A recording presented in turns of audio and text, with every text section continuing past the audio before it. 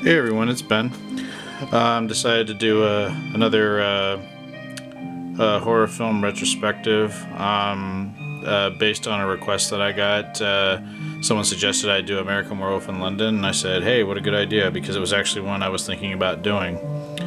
Now, this American Werewolf in London is probably one of the first movies I can remember, you know, besides Salem's Lot, that it's probably the second movie in my life that I remember really scaring me as a little boy. I had been used to, you know, the Abbott and Costello Meet the Wolfman kind of movies when I was little, and I remember seeing the trailer for this when I was little. I don't remember what movie I had been taken to, and I begged my father to take me to see this movie.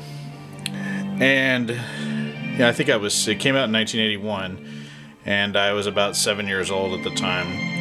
And this movie, I think it traumatized me, not as much as Salem's Lot maybe, but it was pretty bad. I mean, I remember the transformation scene, and when you actually see the creature, it really traumatized me pretty bad. I remember going home that night at my dad's house, and I was so scared. I was too scared to even look out a window or in the doorway of my bedroom that I stared at the ceiling the entire night, just petrified by this film. Now, American Werewolf in London stars David Naughton as David Kessler, Griffin Dunne as Jack Goodman, and Jenny Agutter as Alex Price, and also John Woodvine as Dr. Hirsch. It was directed by John Landis. Terrific score by Elmer Bernstein, and just an amazing makeup by the legendary Rick Baker. And of course, many people know the story. It follows the story of two backpackers, two college guys from America that go backpacking through Europe.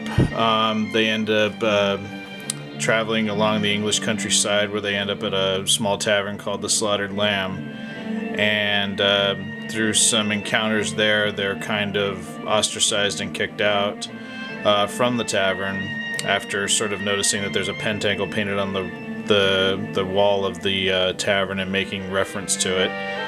Once back on the moors, they're attacked by some creature, and Jack is killed and David is bitten, and over the course of the next, part of the film where he's in the hospital recovering, Jack reappears to him as sort of a zombie apparition, warning him of what's to come at the next full moon. And from there you have, the setup for the rest of the film, where David will succumb and become a werewolf and attack people in the town of London. I still think this is one of the best horror films ever made. There's nothing bad I can say about it. You have a terrific cast. I think a lot of people... David Naughton is underrated. I mean, he had a lot to do in this film, and for a guy that had to go through all the prosthetics and everything for Rick Baker's makeup, and plus he had to appear nude in several scenes where he's running through the forest and in the zoo and everything like that. I mean, that's quite a challenge, and plus he pulls off a really likable performance as David Kessler, and you really feel for the guy. I mean, he's going through a tremendous, horror of being somebody that's responsible for all these deaths, and this is werewolf metamorphosis, and he can't control what he's doing. So I mean, that's just you feel for him. I mean, you really feel for him. And the lovely Jenny Agutter is great as Alex Price, and she provides a comfort for for David being in this foreign land, and having lost his best friend, and I think she did a great job of being that comfort and support for him. And then Griffin Dunne as Jack Goodman. I know he has a small part in it, and he's only really human for like the first part of the film, but you really feel like him and David are friends, and I think it's a testament to the two actors. They do a great job of conveying this friendship. They've been buddies for a long time. And so when Jack is killed, the sense of loss that David feels, I think the audience feels as well. At least I did when I watched the film. And you got to give it up to John Landis for doing this film. I mean, he had primarily been known for comedies, Animal House at this time and the Blues Brothers. And then when he did this one, I mean, a lot of people refer to this film as a comedy. I've never really considered it a comedy. I think it just is a movie that has some humor in it that works really well. It's not forced. I think it just is, it's a perfect balance, but it's a scary film, and I think it's still a scary film. And Elmer Bernstein's music, I think, is one of the best horror scores ever. Just very haunting, not overdone. It's just, I think, one of the best horror scores ever made, and I love it, and I wish you could buy it somewhere, but it's not available from where I can, any place I can look or find. And then who cannot say enough good things about Rick Baker, one of my favorite makeup artists of all time. Just did an amazing. The transformation in this film is still amazing, and the fact that he did it all practically, I mean, it just still blows any CGI thing I've seen in my entire life going to the movies. I still think this transformation scene will always be a testament to how much of a genius Rick Baker is, and it's still, like I said, still amazing to this day. Now, I have the DVD for it that was just released. This came out actually right before the Wolfman remake, as you want to call it, that Rick Baker actually did the makeup for in that film. So this was released right before that, and it's a great DVD. I had the original DVD release that came out in 2001, and it was a nice DVD release because it did have a commentary with Griffin Dunne and David Naughton, which I thought was really awesome because it was really candid, and you could tell these guys were still buddies after all these years. But in terms of like behind the scenes, I thought the features were kind of lacking, just because it was billed as, like, you know, a special release. But this one, has a new 100-minute documentary that was independently done, and it's called Beware the Moon. And it is an awesome documentary that interviews everybody that is still, all the main principals that are still with us, and as well as John Landis and Rick Baker. Just a great documentary, and you really get into like what it went into this, to making this film, and it's just I think it's one of the best horror documentaries I've ever seen. So if you haven't picked this up on DVD or Blu-ray, I recommend picking this one up as opposed to the one that Universal put out in 2001. I actually gave that one to my mom because she's actually a fan of this film too. And of course, I've shown this before, but this is one of my prized possessions. This shows the Lycanthrope werewolf creature from the film that I still think is one of the scariest werewolf designs ever. Even though I really enjoyed the reboot of the Wolfman that Rick Baker did, nothing is as terrifying as this image right here, I think. And I know that in the film, you know, the werewolf was pretty much a puppet on a wheelbarrow type thing. That's why you never saw the back half of the werewolf. You only saw the front of him, but it's the design of the face. I mean, look at that.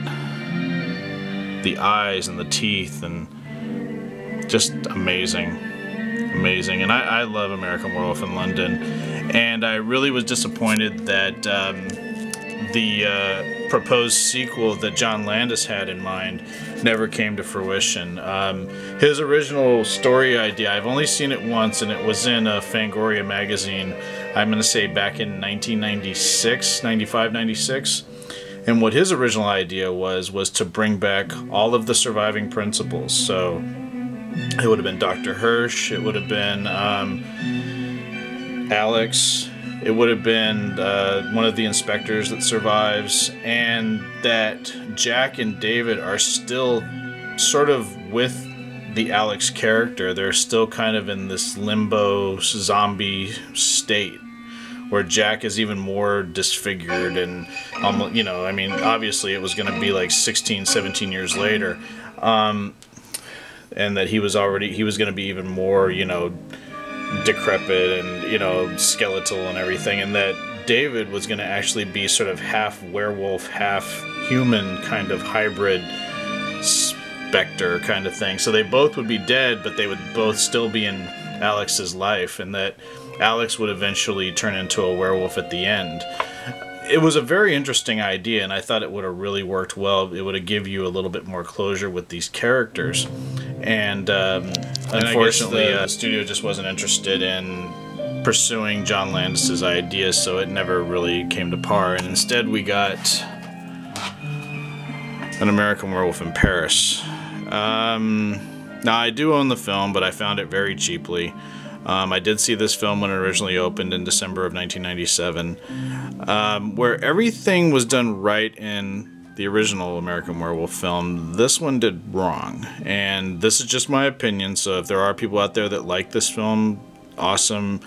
But my big problem with this is that it's too goofy.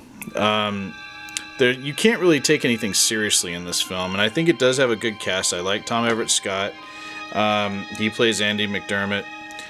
He's on vacation with his friends. They're like a bungee jumping crew. His friends Brad and Vince, and they decide to bungee jump off the Eiffel Tower after it's closed for the evening. And when they go to do this, they see a woman that has sort of stayed in after closing, and she is going to commit suicide. And what it turns out is her name is Seraphine, and Andy ends up saving her from jumping to her death. Now, what wasn't clear in the movie is that Seraphine was supposed to have been the daughter of David and Alex. It was never really explained very well. I don't know if people picked up on that. I had done a little bit of research on it prior to the movie coming out, and that was the original intention. However, it was never mentioned in the film, and I don't know why. I think there would have been a little bit more, impact. The movie was directed by Andrew Walker. The transformation scenes are horrible because they were all done in CGI, and I just could not stand it when compared to Rick Baker's. I mean, I think if they could have merged like the, regular effects, makeup effects with the CG, I think it would have been better. But the werewolves look like cartoon dogs. They just look horrible.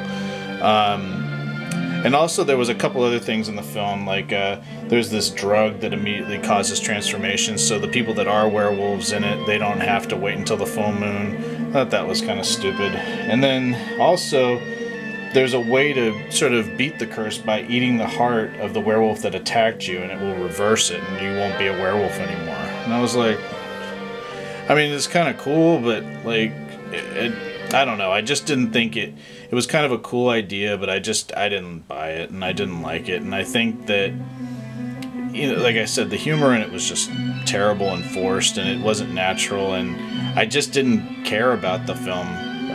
There was a couple of cool shots in it. I think the bungee jumping scene off the tower was kind of fun, but it's just, compared to the original American Werewolf in London, there's just no comparison. This film is so lacking. And like I said, it's sad that John Landis's original sequel idea never came to par. So we'll never know what it could have been. But getting this one out of here. But with the original American Werewolf, or the American Werewolf in London, I love the film.